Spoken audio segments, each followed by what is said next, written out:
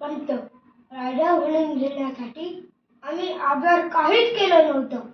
भवानीच्या कृपेने, महाराष्ट्राच्या आशीर्वादाने आणि माँसाहेबांच्या आज्ञेने आम्ही ते केलं ते कर्तव्य म्हणून देव, देश आणि धर्म यांच्या सेवेसाठी. रघुवीर समर्थ.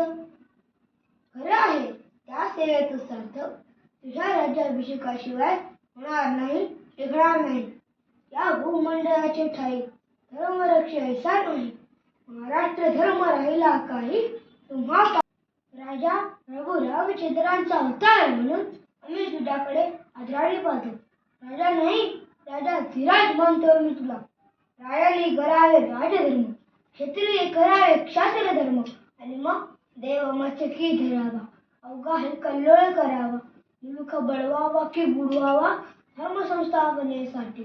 राजा, तुला राजदंड घ्यावाच लागेल. एक धर्मसेवक म्हणून आम्ही यापुढेही मराठी राज्य लढवू वाढवू. पण शिवबा, स्वतंत्र हिंदूंचे सिंहासन तू निर्माण केले नाहीत तर बादशाही सरदापत्रांनी आपल्याच मायभूमीची भीक घेणार हे लाचार लोक पुन्हा त्या बादशाहीच्या पायावर जाऊन पडतील आणि अनेक देशभक्तांचे बळी देऊन तू निर्माण केलेले स्वधर्म राज्य, जागृत झालेलं हिंदूंचं स्वत्व, उरला सुरला देश सारदा यांना ज्या लोंढ्या पुन्हा वाहून जाईल.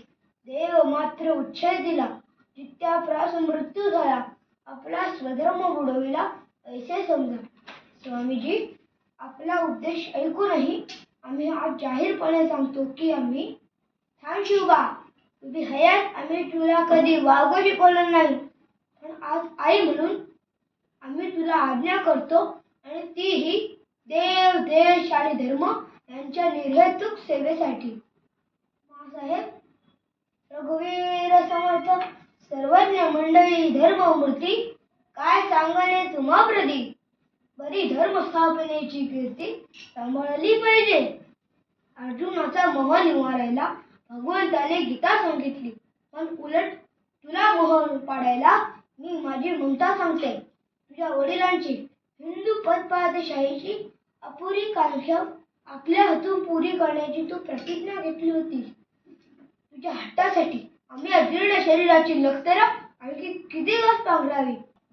शिवबा, तुझ्या हट्टास, तुझ्या प्रतिज्ञेसाठी, सर्वांच्या सेवेसाठी, धर्माच्या रक्षणासाठी तुला राज्याभिषेक करून घ्यावाच लागेल.